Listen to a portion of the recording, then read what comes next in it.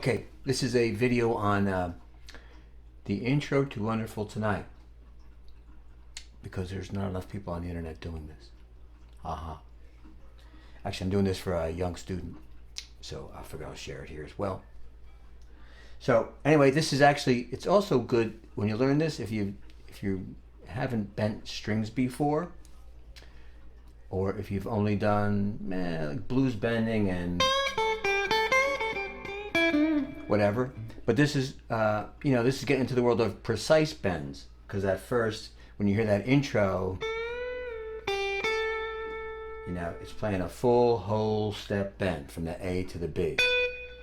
So, assuming you know how this sounds, so it's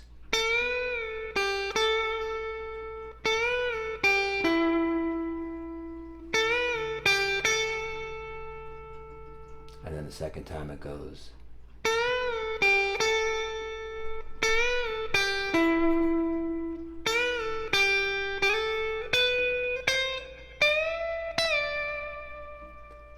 So, that's just a couple ways to do it. So when you do this first bend, you're bending this A and you're going to bend it up a whole step to the B.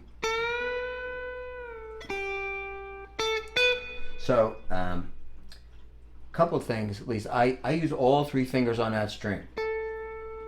Your third finger, and I believe I think it's easier to close your R to that fret. I mean, there's not a lot of space in there either, but the closer you are to the fret, I think the easier it is to bend.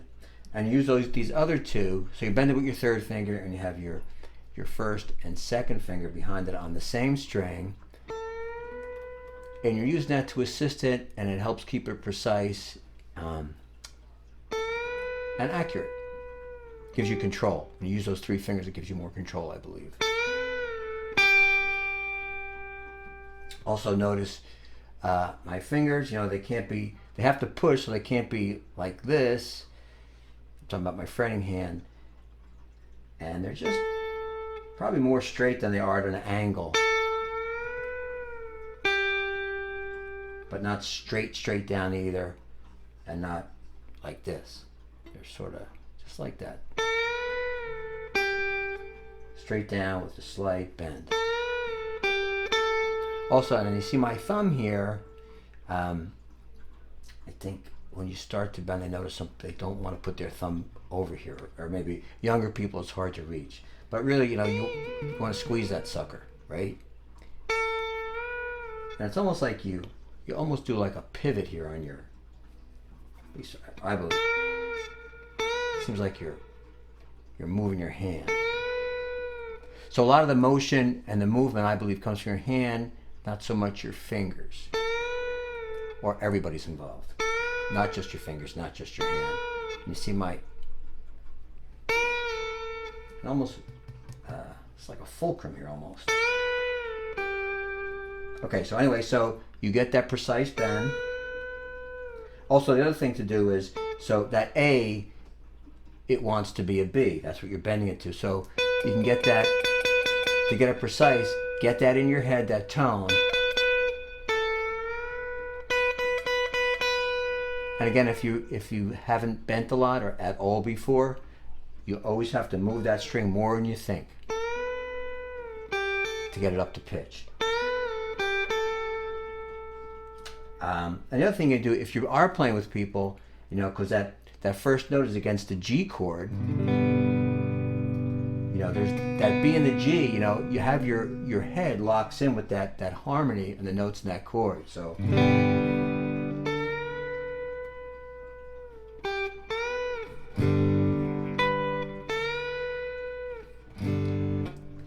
that's important. It's always important to listen to what's going on around you. So again, that intro is this, and as you'll see, it's on the screen too.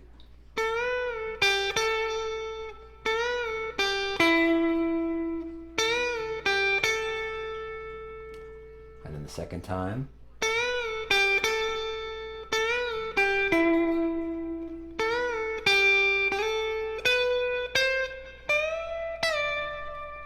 Okay. Now, I believe that's how most people play it on the second string. Now, you could do it, we'll talk about some variables here. So, you could also start on the third string at the 14th fret And actually, if you do it here, everything is more localized. You don't have to move your hand as much.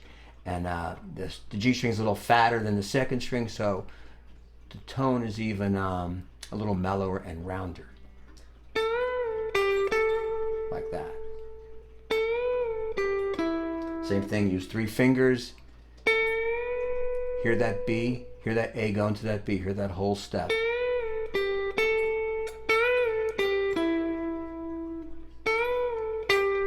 And then when you do that little climb, you do it right in position there, and then bend that D up to the E. Resolve back to the D. And I notice some people do that as a bend, and some people go, they slide up to that E. All fair game. Sometimes, actually, one more variable. You could, this is what I do sometimes. So I'm playing the intro, that second part.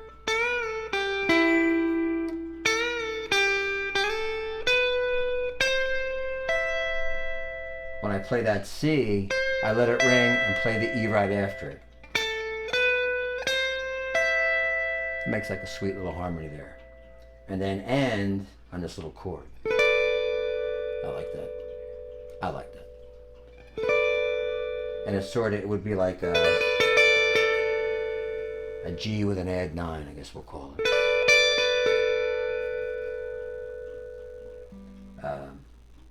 Anyway, so that's how you play Wonderful Tonight. So pay attention to the bending. The bend has to be precise. And like I said, there's a few other ways you can do it. You don't have to lock into one way. Okay, maybe you can use that. All right, thank you again so much. Bye.